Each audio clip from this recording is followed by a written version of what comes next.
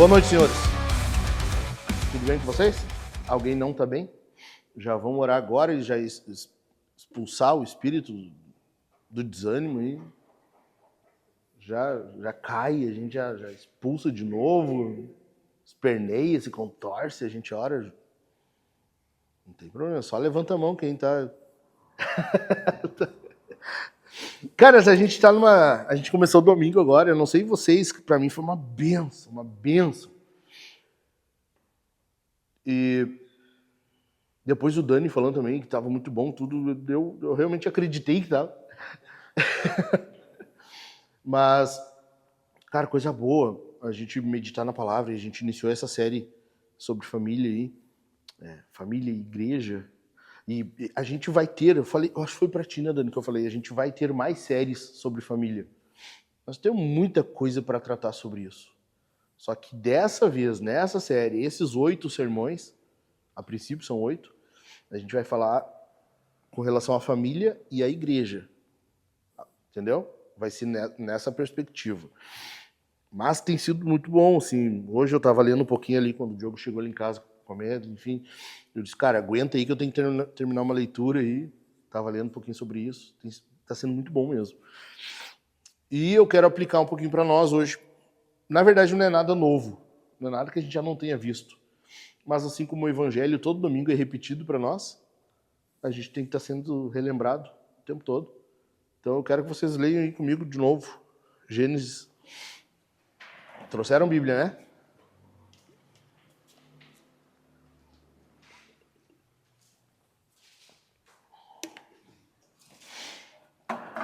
Gênesis 1,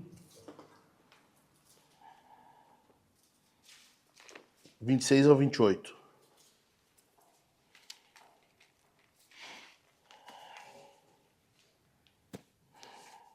Acharam aí?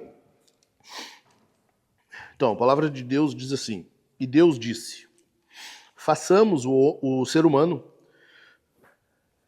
NA dando uma amenizada, né? É o homem aqui, tá? Façamos o homem, a nossa imagem, conforme a nossa semelhança. Tenha ele domínio sobre os peixes do mar, sobre as aves do céu, sobre os animais domésticos, sobre toda a terra e sobre todos os animais que rastejam pela terra. Assim Deus criou o ser humano à sua imagem, a imagem de Deus o criou. Homem e mulher os criou. E Deus os abençoou e lhes disse, se tiver caneta, sublinha aí o abençoou. Sejam fecundos, multipliquem-se, encham a terra e sujeitem-na. Tenham domínio sobre os peixes do mar, sobre as aves dos céus e sobre todo animal que rasteja pela terra. Ou seja, o homem é para dominar sobre tudo, sobre toda a criação. Agora lá no Gênesis 2:15.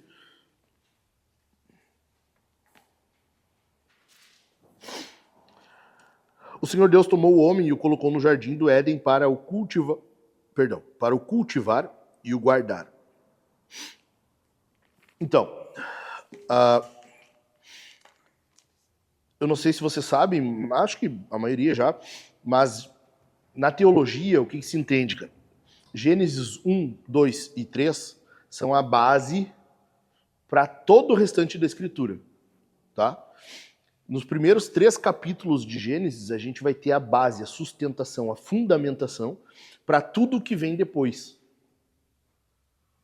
Pecado, criação, a definição da criação, os papéis da criação. Então a gente vai ter nesses 3 primeiros capítulos. Isso vai servir de base para nós. E a gente vê aqui coisas bem importantes relacionadas a isso. Então, esses 3 primeiros capítulos, eles são essenciais, imprescindíveis para a Escritura. A gente precisa deles para entender o restante. Para que o restante não fique solto, assim, tipo aquelas casinhas, sabe? Tu vai fazer um exame psicotécnico lá, os caras pedem para tu desenhar uma casinha. Daí tu esquece de fazer o chão, ali, aquela casinha solta no ar lá. Sabe? A psicóloga já vê tu tem ansiedade, tu tem não sei o quê. Ali já surge vários. Tu tem como é que eu tenho hoje? Como? Transtorno, tu tem algum transtorno, alguns transtornos. O Chico tem cara de quem tem vários transtornos. Assim. Então, É tipo isso, se a gente não tivesse esses 3 capítulos, a teologia, as doutrinas, elas iam estar soltas no ar, assim, tipo aquela casinha, assim, sabe? Aquele ser humano que tu fez sem um chãozinho. Então, ela dá a base, a sustentação. Aqui, nesse texto, a gente está vendo definição, por exemplo, para o homem, para a mulher, para o ser humano, de um modo geral. Então, de modo genérico, assim, todo ser humano. De modo específico, para o homem, para a mulher, para o casal. Tá entendendo? Então, a gente vai ter vários conceitos sendo montados aqui, definidos aqui na Escritura, nesse texto que a gente leu. Aqui a gente está vendo, por exemplo, que a Bíblia não aprova ideologia de gênero. Não existe isso na Bíblia. Não existe. A Bíblia não aprova, por exemplo, o elos, sabe? Elix, elas, maconha e não tem. A Bíblia é bem específica. Tanto que eu falei, né, a tradução que a gente leu aqui diz, façamos o ser humano. Não, cara, não é. Na Bíblia, raiz, sem ser, aqui eles deram uma valentinizada, deram uma enzada na Bíblia.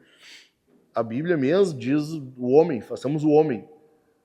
Por quê? Porque o homem não só é o gênero masculino, mas também é o ser humano num sentido geral.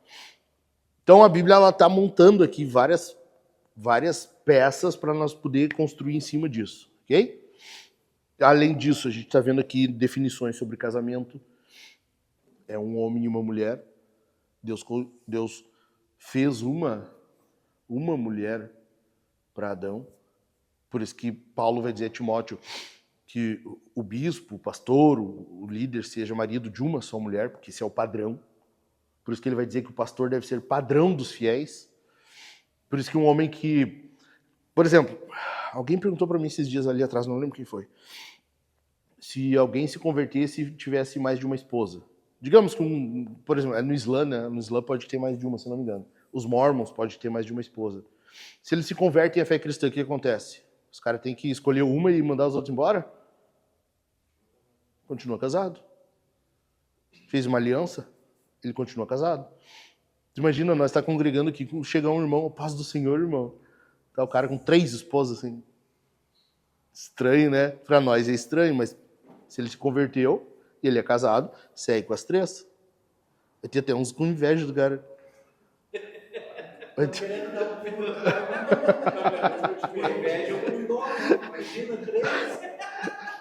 A Su fez, quando a Su fez 36, eu falei pra ela, acho que eu vou trocar tu por 2 de 18.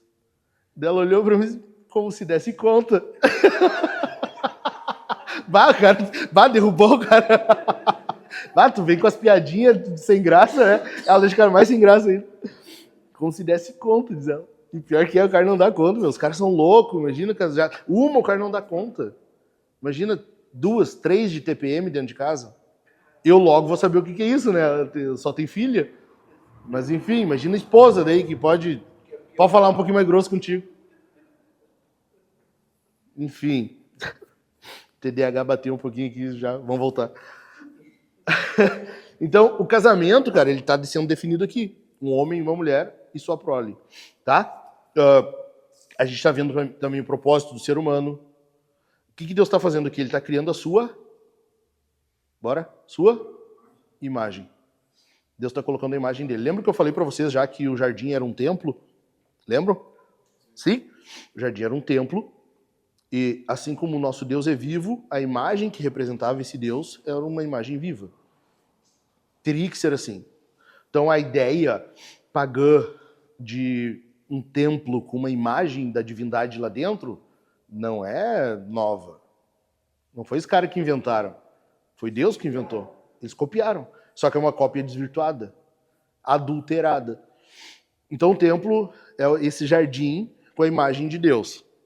Essa imagem, ela está representando Deus e o domínio dela, o domínio dessa imagem, porque Deus disse, né, domine o homem sobre... Então, o domínio se dá como? Multiplicação.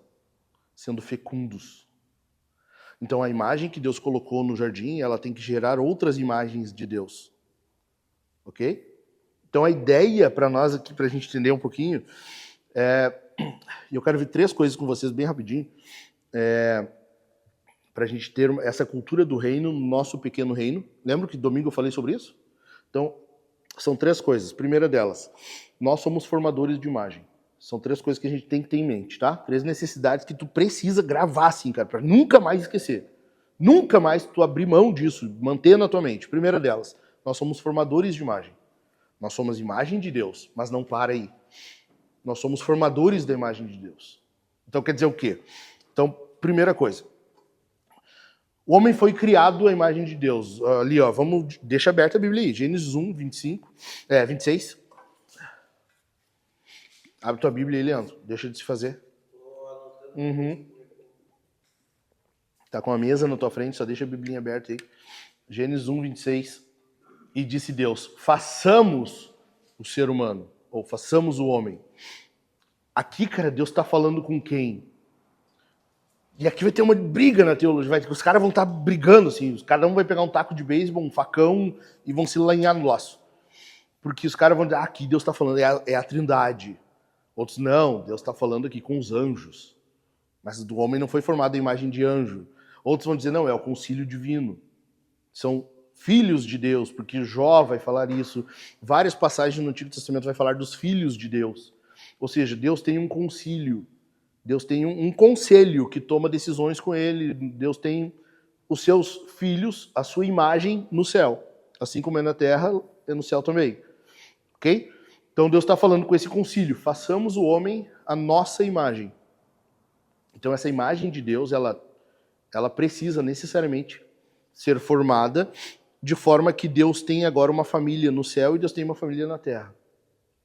Qual a diferença de nós para agora? Que antes não havia essa divisão.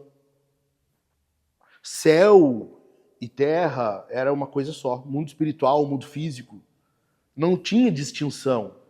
Então tu já parou para se perguntar, cara, vocês já pararam para pensar por que a Eva não se surpreendeu com um ser, uma serpente, ou seja o que for, falando com ela? Por que ela continuou conversando normal? A gente lê um livro, Daniel, e o autor explica, o termo serpente, ele provavelmente não é o bicho, é o ser esplendoroso, que brilha, enfim, é um ser divino. Por isso que Eva não se surpreendeu. Eles eram acostumados a conviver com Deus e o seu concílio. Tá ok? Depois a gente conversa mais e explica melhor sobre isso. Mas a ideia é qual? Deus está estabelecendo uma imagem e essa imagem de Deus precisa refletir Deus. Por isso que a gente ora que a tua vontade seja feita na terra como no céu. Platão já tinha essa ideia de reflexo, de cópia. Então, isso, cara, isso vem de muito tempo. Na Bíblia a gente vai ver vários aspectos. Deus fala com Moisés, veja, faz o modelo conforme eu te mostrei.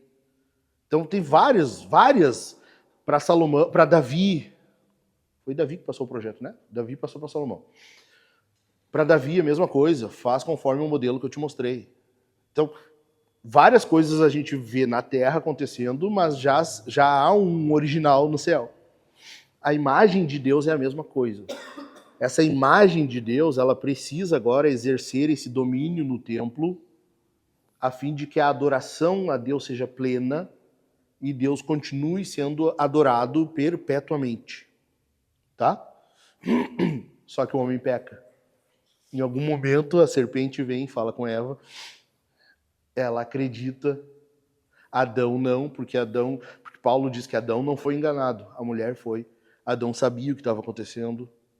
Adão não, ele foi um trouxa ali, um babaca, entendeu? E aí acontece que ele se deixa seduzir pelo engodo da mentira da serpente. Não é que ele acreditou, mas ele se deixou levar. Assim como a gente sabe, tu sabe, cara, às vezes que tu tá indo em direção ao pecado. Se tu falar mais uma palavra para tua esposa, tu se excedeu, tu pecou, e ainda assim a gente faz. Tu sabe que tu já tá irado, melhor tu te calar, fica quieto, depois tu fala, e ainda assim tu fala, tu dá uma esmagadinha. A mesma coisa. Tu sabe que é pecado e tu faz, entende? Então a gente entende o que Adão passou. Ele sabe o que está acontecendo, e ele faz mesmo assim. Tem essa divisão, essa separação. Então, por exemplo, lembra no credo que eu falei, o céu é um lugar físico. Lembram disso? Lembram ou não? Alguém dos que estavam aqui não lembra? Jesus foi ao céu, ele foi num corpo físico, lembra? O céu é um lugar físico. Ele existe no espaço-tempo. Por que a gente não vê? Por causa dessa divisão do pecado. A gente não consegue ver, a gente não sabe onde é. O céu é um lugar, ele existe. O pecado, cara, o pecado foi algo muito grave. Algo muito sério aconteceu naquele jardim lá. Algo muito sério aconteceu lá que nos cegou. Que impediu que a gente continuasse vendo o mundo espiritual. Entendeu? O que está acontecendo aqui? O domínio de Deus, ele passou a ser distorcido. Mas ele não foi desfeito. Nós temos a ordem ainda. Lembra na série sobre santidade, o primeiro sermão, eu falei, nós somos estátuas de Deus. A gente tem que continuar exercendo esse domínio. Lembra? Eu falei, não é nada novo. No entanto, a gente essa imagem como um espelho. Quem aqui foi na frente do espelho hoje? Vai, levanta a mão. Todo mundo foi. A imagem que tu vê no espelho, ela faz algo diferente do que tu fez? Se fizer, sai correndo, né? Se fizer, quebra o espelho e ó, vai, vaza. A ideia qual? Tu tá vendo no espelho é exatamente o reflexo do que tu faz. É mais ou menos isso na Bíblia. Nós não temos o direito de fazer qualquer coisa que Deus não faça. Entendeu? Nós somos um espelho, a gente é a imagem de Deus, nós somos o reflexo de Deus. Ou seja, tudo que a gente faz tem que necessariamente ser o que Deus faria. Ou o que Deus está fazendo por nosso intermédio. Pegou? Tem que ser assim. Não sendo assim, é pecado. Não sendo assim, é pecado. É onde a gente peca. É quando a gente busca a autonomia. Foi o que Adão fez. Ele quis autonomia. Ele quis para si a capacidade de agir de forma independente, separada de Deus. Foi isso que aconteceu lá no jardim. Ele buscou a autonomia. E a gente vê isso como? Quando ele tenta resolver o próprio problema. Adão e Eva pecam.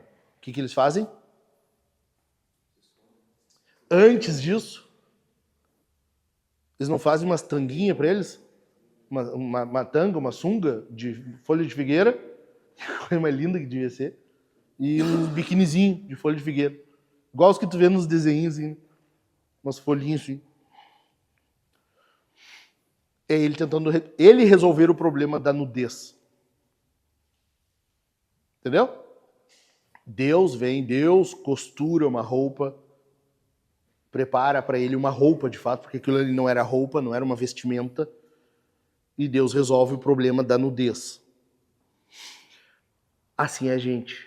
Cada vez que tu tenta agir autonomamente, tu tá agindo em pecado. Tu não tem o direito, eu não tenho o direito de fazer qualquer coisa de forma separada de Deus, de forma que não seja o que Deus está de fato fazendo. Você entendeu? Sim ou não? Ok? Então, a primeira coisa é essa. Adão, ele se afasta de Deus, porque ele busca autonomia. A partir de então, toda imagem que ele reproduz é uma imagem distorcida. Pegou? Segunda coisa. Então, 3 coisas que tu tem que ter em mente. A primeira delas, tu é um formador da imagem de Deus. Tá? Segunda coisa, tu tem que observar o propósito. Lembra, autonomia, ela é uma separação, é o nosso desejo e não o de Deus. Quando a gente age de forma autônoma, tu tá cumprindo aquilo que está no teu coração, não o que está no de Deus. Certo? Então, com base nisso, é que a gente geralmente age buscando aquilo que é o nosso desejo, buscando fazer aquilo que é a nossa vontade. Na série sobre a santidade, vocês lembram que eu falei sobre os desejos que a gente tem no coração? A gente hoje está numa transição de reinos. Por causa disso, a gente hoje tem desejos bons. Paulo fala em Filipenses, né? Tem desejo de partir e estar com Cristo. No capítulo 2, ele fala sobre o desejo de conhecer o Senhor e, estar, e partilhar dele, do seu sofrimento. Lembram? A gente tem desejos bons. Nós temos desejos de estar na eternidade com Deus, desejo de crescer em conhecimento teologicamente, crescer espiritualmente. Nós temos bons desejos, mas a gente ainda tem maus desejos. E geralmente esses aí que prevalecem. Essa semana eu estava no aconselhamento e eu estava falando pro rapaz justamente isso. Cara, tu já parou para pensar? Quando tu tá num conflito ali, uma tentação. A tentação é um conflito que está em ti, uma luta interna. Um bom desejo e um mau desejo. É o diabinho e o anjinho, sabe? Os desenhos, tem o diabinho e o anjinho, assim, vai lá, faz. Não faz, Deus não gosta. É tipo isso. Só que não é no teu ombro, é dentro, é no coração. A ideia do conflito é o quê? Tu tem um desejo e Deus tem o desejo dele. Qual dos dois geralmente prevalece? A questão que tu tem que te fazer é essa. Quando tu sofre uma tentação, e cara, eu tô falando tentação não é só imoralidade, tá? Também. Pornografia, olhar para a bunda de uma mulher na rua, enfim. Mas não é só isso. Tentação pela mentira. Achar, às vezes, ser atraído pela tentação de que se tu não falar, talvez vai ser melhor.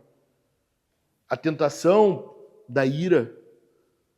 A Bíblia diz, né, irai-vos, mas não pequeis. Tem ira que não é pecaminosa. Senão Deus não ficaria irado. Mas a gente tem a ira pecaminosa, que é aquela ira que quer dar uma esmagadinha. Entende? Aquela ira que quer dar uma pisadinha assim, não precisa ser no pé inteiro, só no dedão, assim, só para dar uma cutucada, entendeu? A gente é tentado, e essa tentação é um mau desejo nosso buscando algo que a gente quer de fato. E a gente vê na Bíblia que a gente tem que sufocar isso para isso não prevalecer. Lembra? Romanos 6, verso 12. Então, qual a grande questão aqui? Tu tem que te lembrar do propósito. Tu é um formador de imagem. Tu não só é a imagem de Deus, mas tu tem que gerar imagens de Deus. E tu tem que lembrar do propósito para o qual tu está fazendo isso. Senão, cara, a gente se entrega ao pecado.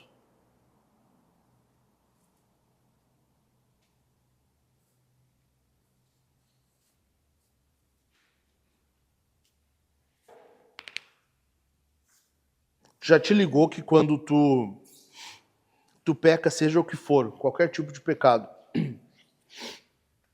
não há uma área neutra? Não tem neutralidade na vida cristã. Se tu peca, tu deu 3, 4 passos para trás. Quando tu peca, tu não tá só, pô, cara, acho que quase que eu caí. Não, tu caiu, tu precisou voltar um pouco. Esse conflito em nós, cara, é algo sério. Por quê? Porque é fruto do resultado que aconteceu lá no jardim. O propósito de Deus, quando coloca a imagem dele aqui, foi desvirtuado. E a gente tem que estar constantemente, intencionalmente sendo lembrado do propósito original. Senão o nosso propósito que prevalece. O meu propósito, o meu desejo, aquilo que eu quero, aquilo que me satisfaz, aquilo que me dá alegria. Entendeu? Então, a gente precisa ser lembrado disso. E, por exemplo, no casamento. O casamento, cara, eu falei, a gente está nos capítulos que vão dar a base, a sustentação para isso. O casamento tem vários propósitos. Cumplicidade, amizade, prazer. A gente não é católico romano, né, que acha que o sexo é unicamente para procriação. Não. A gente acredita que o sexo ele é pro Tchanahana também, é pra tu dar uma brincadinha ali, entendeu? Pra tu ter um momentinho de alegria que geralmente tu não tem. Sabe aqueles 38 segundos? O cara é um herói. Tem que criar um curso na Hotmart ali e vender. O casamento ele tem o propósito também do prazer, do deleite. Só que o que mais envolve nesse propósito do casamento? Lembram? Deus os abençoou e disse, sejam fecundos. Quando Deus fala isso, ele está dando uma ordem, sejam. Mas essa ordem de Deus, Deus é tão bom que quando ele dá uma ordem, essa ordem é boa. Entendeu? Tipo, cara, é como se alguém chegasse aqui para nós hoje e dissesse, cara, olha só, eu tô te dando uma ordem. Pega esse dinheiro e vai comprar um carro novo. Só que é muito melhor, óbvio. A bênção de Deus é muito melhor. Mas, tipo, tu já viu a risadinha do Daniel, sabe que isso agrada o coraçãozinho. 7 lugares, uma Prado.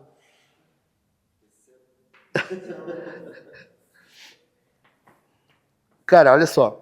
Quando Deus está dando essa ordem e essa bênção, ele está concedendo também a capacidade para fazer isso. Então, o casamento ele tem um propósito, que é a procriação, a geração da imagem. Entendeu? O que eu tô querendo dizer para ti? Cara, são coisas que tu tem constantemente estar sendo lembrado. Tu tem que te lembrar. Cara, por que eu tô aqui? Tu tá casado há quanto tempo, Dimar? 30 e poucos? 32. Eu vou falar pra Kelly que tu não lembrou bem, tá? Vamos ver, ela vai gostar, acho que vai ser bem legal. 32 anos.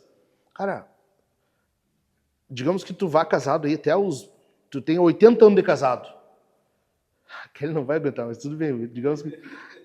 Digamos que vá. 80 anos de casado, já pensou? Até que tu complete 80 anos de casado, tu tem que constantemente estar sendo lembrado. Por que eu casei? Para que é isso aqui? E, por exemplo, Efésios 5:32. Paulo diz, né? Grande é este mistério, mas eu me refiro a Cristo e à igreja.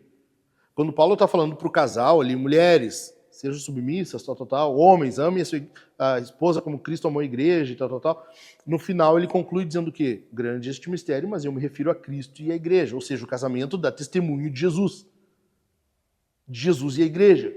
Então, um dos propósitos do casamento, talvez o principal deles, seja testemunhar. Entende? Tu tem que constantemente estar sendo lembrado disso. Então, tu já parou para pensar que às vezes tu tá dentro do carro e tu e tua esposa estão discutindo e tem umas imagenzinhas de Deus vendo tudo? Que testemunho tu tá dando? Tem umas mini imagenzinhas de Deus ali que tu gerou. E que testemunho elas estão aprendendo? Como que elas vão usar isso para serem imagem de Deus no mundo? Como que é o teu testemunho em casa com a Bíblia na mão? Tu dá testemunho de homem da palavra? Para que aquela imagenzinha que tu gerou seja uma boa representação de Deus, uma boa imagem de Deus? Agora, domingo que vem, eu vou complementar, vai ser uma espécie de expansão do tema do que eu falei domingo agora. A família nuclear, a família individual tem que ser voltada para a igreja, tá? Ok? Domingo agora a gente vai falar mais sobre isso. Qual é a ideia? O teu testemunho em casa é qual? Quando tu está falando dos irmãos. É de algo atrativo que faça as tuas imagenzinhas de Deus querer estar na igreja? Querer estar com os irmãos? Ou tu... mas olha o que o fulano fez. Mas... Cara, vamos jogar limpo? A gente viu há pouco tempo. Há pouco tempo. Vocês, enfim, tava o Dani e eu, a gente conversou com alguém que não está mais entre nós, e dentro de casa estava uma murmuração já. Ao invés de usar isso para direcionar os filhos para a igreja, se torna o contrário. Como é que um filho, como é que a imagenzinha de Deus vai querer estar entre os irmãos se só ouve coisa ruim, é só reclamação? Então, eu estou em casa, tu viu, suor? Mas olha o jeito que o Kennedy fica mexendo na barba. Que eu não aguento mais aquilo lá. Tu viu? Não dá para querer. Há quanto tempo que eu peço pro Diogo vir fazer a polenta que ele está prometendo e não faz? Só Miguel, só aqui, ó. Isso machuca, né? O coração fica... E aí as minhas filhas vão fazendo o quê? Elas vão ouvindo. Mas não é tão bom assim. Se papai e mamãe só reclamam. Vem vindo aquela sementinha, vai gerando aquilo ali. Como é que as minhas filhas vão ter prazer de estar na família de Deus se a família de Deus é o motivo da minha reclamação dentro de casa? Entendeu? E eu tô dando 2 exemplos só dei 2 exemplos. É tu brigando com a tua esposa dentro do carro e quando tu te refere à família de Deus, a família da fé. Tem muitos outros. A questão é, como que tu tá dando testemunho? Como que tu tá gerando essa... Ou melhor, obedecendo a esse propósito? Eu falei domingo aqui, lembra? Tem uma citação assim: qualquer tentativa de fortalecer a família sem fortalecer a igreja é contraproducente para os cristãos. Se tu não faz as coisas pensando na igreja, tá errado. Ô Diogo, quer indo ali? Se tu não faz as coisas intencionalmente pensando na igreja, tá errado. Tá errado.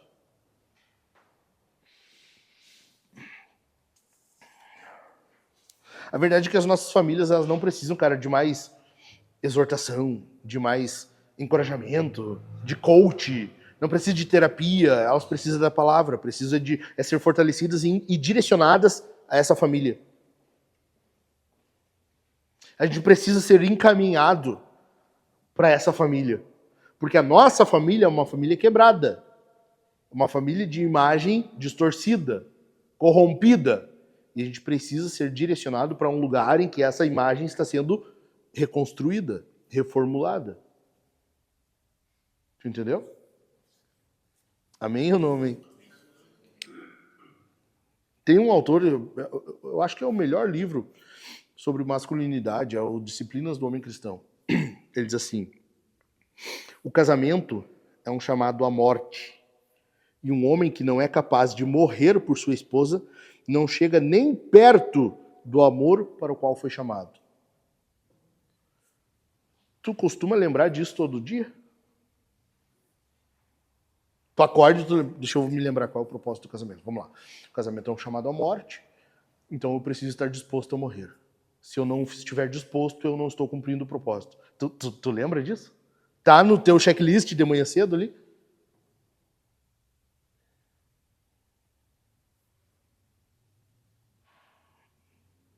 Sim ou não?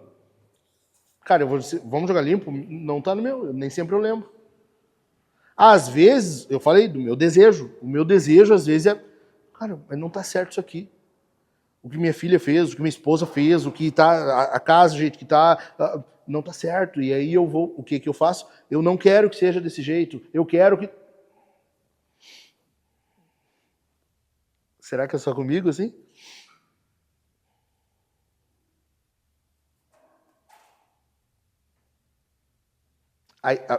Nós temos que constantemente... Cara, olha só, nós somos pecadores ainda. Pelo fato de sermos pecadores ainda, nós precisamos sempre ser lembrados do nosso propósito, do que a gente é e do que a gente tem que fazer. Se não for assim, a gente se perde no caminho. Isso vai acontecer nos domingos, com a palavra de Deus sendo pregada. Isso vai acontecer no discipulado. E isso também tem que acontecer contigo, falando para ti. Afinal, é o que o salmista faz. Porque te abate a minha alma. Porque te perturbas dentro de mim. Então, não é só os outros que tem que olhar para ti e dizer, meu irmão, tu tem que fazer tal coisa, seja assim, seja assado. Não, cara, às vezes tu mesmo, ou animal. Não é para isso que tu foi chamado. Tu não casou para isso, Deus não te deu filhos para isso. Ok? Terceiro lugar, deixe um legado. Primeiro, lembra, tu é formador da imagem. Segundo, tu tem que ser lembrado do propósito. Observar o propósito. Terceiro, deixe um legado. Versículo 28 que a gente leu ali, tu tá ligado que tá intimamente ligado. Tá intimamente ligado ali, ó. E Deus os abençoou e lhes disse, sejam fecundos, multipliquem-se, encham a terra e sujeitem-na. Tenham domínio. O multipliquem-se e o tenham domínio estão intimamente ligados aqui. O homem, predominantemente, o propósito dele, o domínio, se dá por meio da fecundidade, por meio da multiplicação. Ou seja, tu precisa, em primeiro lugar, ver criança como uma bênção. Ver criança como uma bênção. A gente não pode, e eu vou ser bem sério com vocês, eu acho que eu sou o mais tentado aqui nisso. Domingo, quando eu estou pregando aqui, as crianças ficam com aquele agito, sabe? Aquela gritaria, entendeu? Eu sou tentado a pensar, Deus, só 5 minutinhos, só tira a voz só um pouquinho. Só um pouquinho, só até eu terminar aqui. Nós precisamos entender que crianças são bênção. Mas um detalhe, é óbvio, num primeiro estágio, o que está sendo dito aqui é dos filhos. Mas, cara, a gente precisa dar um passinho mais na nossa generosidade, na nossa graça, assim como Deus faz com a gente. E tu tem que ver o filho dos outros também assim. Lembra, eu falei aqui, quando eu falei sobre a série O que é a Soma, os nossos filhos precisam ver os outros e chamá-los de tios. Titios e titias. Nós precisamos ter essa cultura entre nós, porque isso é uma cultura do reino. Isso é uma cultura do reino de Umar olhar para as minhas filhas e vê-las como filhas dele. É óbvio, não precisa a gente ser hipócrita e dizer ele tem que amar tanto quanto eu amo o Vitor, não é isso. É óbvio que naturalmente tu vai ter uma inclinação de amar mais os teus filhos. A questão não é essa. Mas tu não precisa ver como indiferente, como hoje muitos estão fazendo. De olhar os filhos dos outros e, se fizer, fez, se não fizer, não fez. Se o pai está cuidando, tu cuida. Se não está cuidando, que azar. Cara, e a gente está cheio disso. A gente está cheio disso. Se tu ver o filho de um irmão fazendo alguma coisa que não pode, tu tem o dever de chamar a atenção. Eu vou falar pro pai. Não, primeiro tu fala pra criança. Ô, fulaninho, não, assim não. Eu vou falar pro teu pai agora. Não é pra fazer assim. Nós temos que ter isso entre nós, cara. Porque senão a gente tá... Aí é eu com as minhas filhas e deu. Que se explodam os de vocês. E assim é cada um de nós. Se é pra ser assim, então a minha família que importa. E não a família de Deus. Tu entendeu? Mas não é o que eu estou falando aqui, não é o que a gente está vendo na Bíblia. Domingo, se Deus quiser, isso vai ficar mais claro para nós. A ideia é que a gente serve a igreja. Se tu vê a igreja como de fato ela é a família de Deus, necessariamente tu tem que ver as crianças também como filhos de Deus. E amá-las como ama a ti mesmo. Senão tu não está cumprindo o segundo maior mandamento. Então, quando tu vê a minha filha ou algum dos filhos dos irmãos fazendo alguma coisa, tu tem que falar. Tu tem que falar. E é muito fácil a gente fazer isso quando envolve risco. O Apolo tá indo pra rua, desceu o degrau da porta, ele já tá indo lá pro asfalto. Aí é fácil eu ir lá pegar ele, ô Kenji, ó, tá indo lá pra rua. Não, cara, mas não é só isso. Isso é muito fácil. Isso é muito fácil. Eu estou me referindo a questões mais complicadas que essa. Eu estou me referindo a vezes em que eu ver um filho desobedecer o papai e eu falar, ô fulaninho, obedece teu pai, ele tá falando contigo. E falar pro pai, ô meu irmão, chega um pouquinho. Cara, por que tu deixa o teu filho fazer isso? É mais complicado daí, né? Hã? Mas não é um risco muito pior? A gente não quer nenhum dos dois. Que Deus nos livre e guarde disso. Mas o que é pior? Um filho nosso correr pra rua e morrer atropelado? Ou um filho nosso morrer eternamente? O que é pior? Morrer eternamente? Ir pro inferno? Agora, qual dos dois tem risco de morrer eternamente? Correr pra rua e morrer atropelado? Ou desobedecer o pai? E eu ver isso acontecer e não falar nada?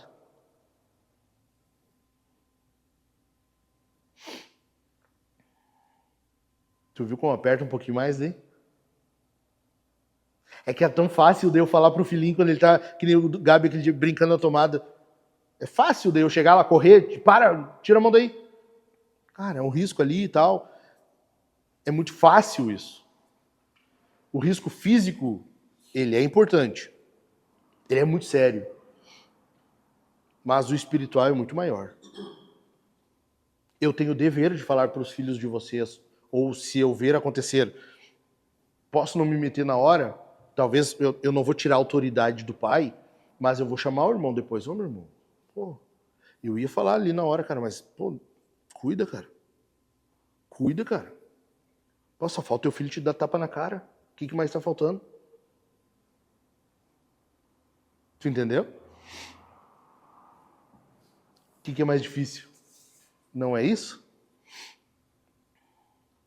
Só que a gente não faz. Justamente por ser mais difícil. Entende? Só que se a gente é homem de Deus, cara, e a gente não vai exigir isso, é bom que aconteça, tá? Nós temos que ensinar. Mas a gente não vai exigir isso, exigir assim de dizer, por que tu não fez? Tu tinha que ter feito. Não como aos homens. Isso não vai ser a mesma exigência das mulheres. Isso principalmente tem que ser um dever nosso. Porque muitas vezes a tua esposa vai chegar e vai dizer pra ti, pô, eu vi as meninas do Michael lá, desobedecendo, sendo obstinado e tal. Tu falou alguma coisa? Não falei. Não, então vamos lá, eu vou contigo. O homem vai fazer isso. Não, vamos lá, eu vou contigo então. Entendeu? Ou então nossos filhos não chamam a gente de tio e tia. Daí a gente é cada um por si, cada um pela sua família, e era isso.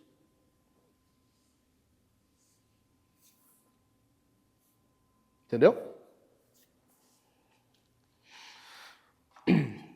Cara, a grande ideia é o quê? A nossa casa é um pequeno reino. Nós somos um posto avançado da igreja. A igreja é o reino num posto avançado. A igreja é o posto avançado do reino. A igreja não é o reino, mas ela representa o reino. Ela está levando o reino. Ela é quem diz, é chegado entre vós o reino dos céus. Se a igreja é o reino e nós temos que estabelecer a cultura do reino aqui, na nossa casa não pode ser diferente. Amém? E aqui vale para casado e para solteiro. Porque haverá um dia em que o solteiro vai casar. Então, quando ele casa, ele já tem que ter essa cultura estabelecida. Isso facilita muito as coisas. Isso facilita muito as coisas. Eu queria ter essa noção quando eu casei, 22 anos atrás. Cara, se eu tivesse... ia ser muito melhor. Não tem coisa que hoje tu pensa, cara, se eu tivesse essa noção lá atrás. Não, é assim ou não é? Cara, eu queria ter essa noção 22 anos atrás, quando eu casei. Isso quer dizer o quê? Que o quanto antes tu tem que fazer isso. Não espera, então, teu filho... é que meu filho não entende. Cara, tu que pensa. A gente tá muito embriagado pela psicologia hoje. Então tu vai fazer o quê? Tu deixa a criança fazer o que quiser. Não entende. Não entende. Daí tu deixa pra ensinar quando? Quando tiver 3, 4 anos. Muita coisa ali tu já perdeu. Já nasceu tortinho. Tu já ensina agora. Cara, a Ruth, ela tá com 7 meses. E agora ela tá com uma mania. Ela vê a Su, ela vê a Sofia, ela não vê mais a Su e a Sofia. Ela vê um emaranhado de cabelo, assim, que ela quer puxar. Cara, todo dia lá em casa tem que falar firme com ela. Não, minha filha, não puxa o cabelo. Porque, não entende. Daí eu vou deixar, tá arrancando os cabelos. Pra depois, quando tiver lá seus 4, 5 anos, vou ensinar, meu amorzinho, não puxa o cabelinho da coleguinha. Sabe? Papai não gosta. É assim, cara. A gente está muito embriagado, então a gente acaba cedendo, às vezes, por uma ideologia, por uma mentalidade que não é a bíblica. Entendeu? Sem ser domingo que vem agora. No outro, se Deus quiser, eu vou falar mais sobre isso. A Bíblia mostra para nós, cara, lê Provérbios. A Bíblia mostra para nós que a criança é tola. A criança é tola. Ela nasce na tolice. Cabe aos pais tirar ela de lá. Porque é o nosso propósito. Porque é assim que a gente vai estabelecer o domínio de Deus, gerando imagens de Deus parecidas com Deus. Entendeu? Então, essa cultura do reino que a gente estabelece na nossa casa, ela precisa ser para ontem. Aquilo que eu falei domingo, que tu estabelece a cultura do reino no teu pequeno reino, cara, é para ontem. Tu tá perdendo tempo. Tu tá perdendo tempo, eu tô perdendo tempo. A gente já tinha que ter feito isso há muito tempo. Então agora a gente tá se dando conta disso, cara, tem que ser para ontem. Amém? Amém mesmo? Vamos orar? Vamos? Depois eu quero que vocês conversem um pouquinho. E assim, a ênfase da conversa, cara, cuidem para não desvirtuar muito. Cuidem para não fugir do tema, mas eu quero que vocês conversem sobre o que vocês estão fazendo que tem que deixar de fazer, o que não estão fazendo que precisam começar a fazer, ok? O que vocês precisam melhorar, se já está fazendo, mas, cara, estou fazendo, mas cambaleando, assim, bem torto. Conversem sobre isso, certo? Pai, muito obrigado, Senhor, por essa noite que a gente está meditando na Tua Palavra. Que nós possamos ser lembrados, Senhor, que somos a Tua imagem, que nós possamos ser lembrados do propósito de sermos a Tua imagem, que nós temos que representar o Senhor em tudo que fizermos, em cada ato, em cada palavra, em cada motivação, em cada pensamento, que nós venhamos representar o Senhor, que as pessoas ao olharem para nós vejam um testemunho de quem Tu é e do que Tu faz. Que ao olharem para nós vejam de fato a imagem de Deus. Faz isso em nossas vidas, Senhor. Transforma-nos para a Tua própria glória.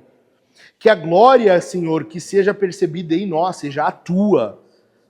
Como disse o Teu profeta, que cresça o Senhor e eu diminua.